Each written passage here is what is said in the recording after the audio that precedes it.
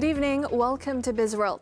Solar photovoltaic BV and earthing and lightning protection specialist Pekat Group Berhad expects to raise 44.4 million ringgit under its proposed listing on the ACE market of Bursa Malaysia Securities Berhad.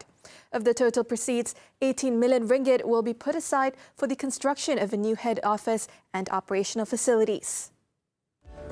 Plans are underway to expand our facilities, and proceeds from the IPO will enable the group to secure more solar PV opportunities in this growing renewable energy market.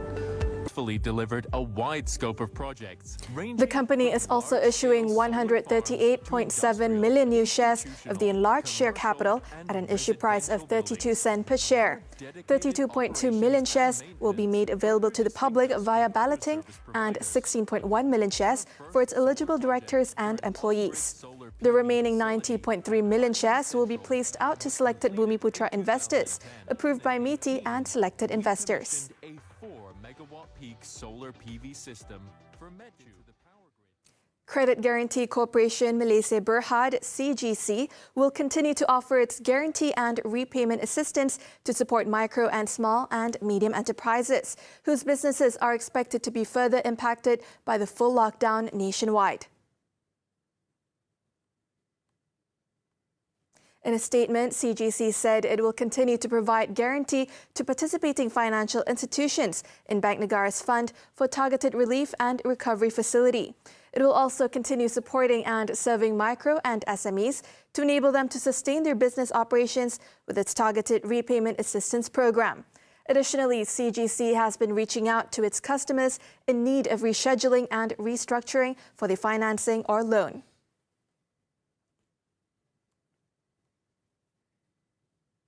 AmInvest launched its Sustainable Series Positive Change Fund as more investors seek environmental, social and governance ESG, as well as sustainable and impact investment themes.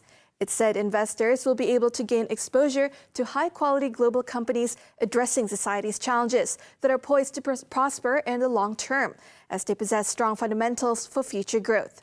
These companies are likely to see higher revenue growth, cash flow and capital allocation from rising demands for their products and services. The fund aims to provide long-term capital growth by investing predominantly in Baillie Gifford Worldwide Positive Change Fund.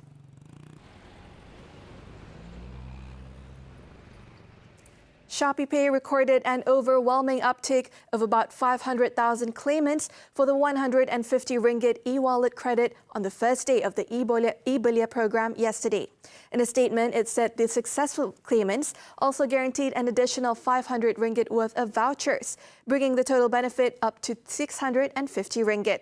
Shopeepay Malaysia head Aileen Yee believes the program would play a bigger role in simultaneously generating economic activities and sales for local merchants and traders, while alleviating the financial burden of Malaysian youths and promoting cashless spending.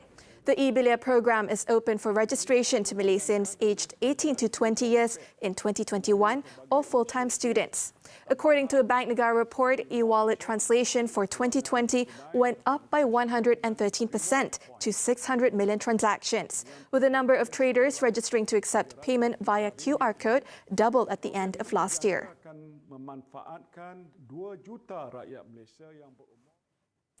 Gold prices retreated from a near 5-month high recorded in the previous session as an uptick in bond yields weighed on the safe haven metal.